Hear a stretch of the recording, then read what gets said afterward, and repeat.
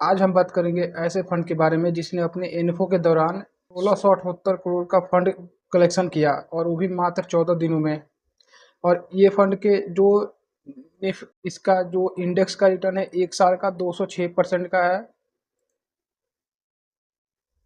206% का 3 साल का 108% और 5 साल का 81% है। तो इतना ज़्यादा रिटर्न क्यों है और लॉन्ग टर्म में का इतने रिटर्न देगा और किस टाइप के इन्वेस्टर के लिए सही है फंड और किस टाइप के इन्वेस्टर को इस फंड से दूरी बना के रखना चाहिए। तो चलिए इस वीडियो में पूरी डिटेल एनालिसिस करेंगे इस फंड के बारे में।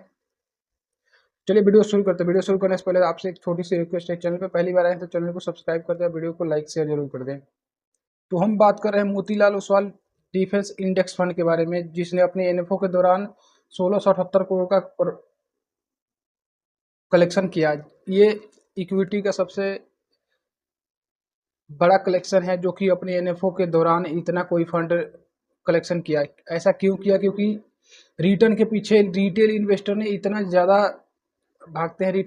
रिटेल इन्वेस्टर ने रिटर्न को देख के इसके पीछे भागा और इसमें अपने इन्वेस्टमेंट किया, भर भर के इन्वेस्टमेंट किया लेकिन ऐसा इतना रिटर्न क्यों दे रहा है डिफेंस सेक्टर? क्योंकि ये सब फंड ऐसे इसलिए ज़्यादा इतना रिटर्न दे रहे हैं क्योंकि जो अभी का गवर्नमेंट है वो डिफेंस सेक्टर पे काफ़ी ज़्यादा फोकस दे रही है। कोई मेक इन इंडिया के तहत जो जितने भी डिफेंस के प्रोडक्ट हैं सारे इंडिया में बनाए जाए और एक्सपोर्ट किया जाए, इंपोर्ट को घटाया जाए।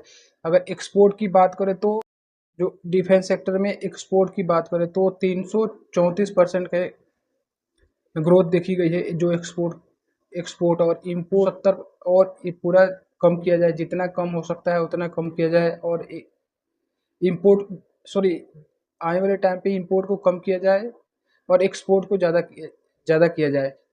और इसके रिटर्न की बात करें, निफ्टी इंडिया डिफेंस टीआरआई की बात करें तो एक साल की रिटर्न 206% का है, 3 साल की रिटर्न 108.47 और 5 साल की रिटर्न 81% का। अगर किसी इन्वेस्टर ने इसमें 1,20,000 रुपये एक साल इन्वेस्ट किया होता तो उसकी वैल्यू 2,29,000 हो जाती। और 3 साल की बात करें, अगर 3,60,000 रुपये इन्वेस्ट किया होता और 3 साल तक होल्ड करता तो 13,48,625 रुपये हो जाते।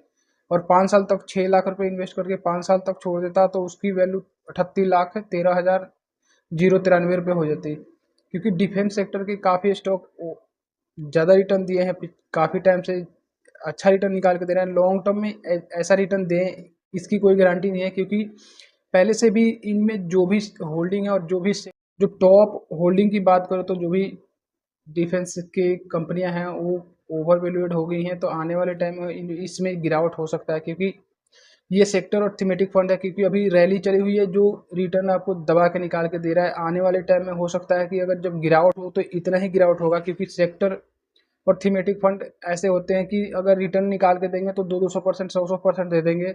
लेकिन अगर रुके रहेंगे तो हो सकता है 2 साल 3 साल एक ही जगह रुके रहें, कोई भी रिटर्न आपको उतना अच्छा निकाल के ना दे। लेकिन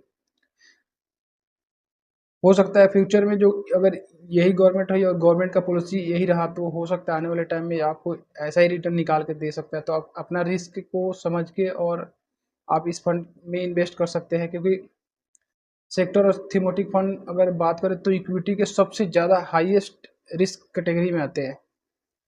देखने को वेरी हाई रिस्क होता है लेकिन इसको हाई रिस्क नहीं, इसको वेरी हाई रिस्क की कैटेगरी में रखना चाहिए क्योंकि सेक्टर थीमेटिक फंड में काफ़ी ज़्यादा रिस्क होता है। रिटर्न तो होते हैं क्योंकि अगर इतना रिस्क लेते हैं तो रिटर्न तो बन लॉन्ग टर्म तक अगर रखते हो तो रिटर्न बन जाता है, अच्छा खासा रिटर्न बनता है। इस फंड की टॉप होल्डिंग की बात करें तो हिंदुस्तान एरोनॉटिकल एलटीडी का है, भारत इलेक्ट्रॉनिक्स है, सोलर इंडस्ट्री है, भारत डायनामिक है, कोचिन शिप यार्ड है। तो जो टॉप होल्डिंग है वो तो काफ़ी अच्छी अच्छी है और इनके शेयर काफ़ी अच्छा रिटर्न निकाल के दे रहे हैं। Thank you so much watching this video.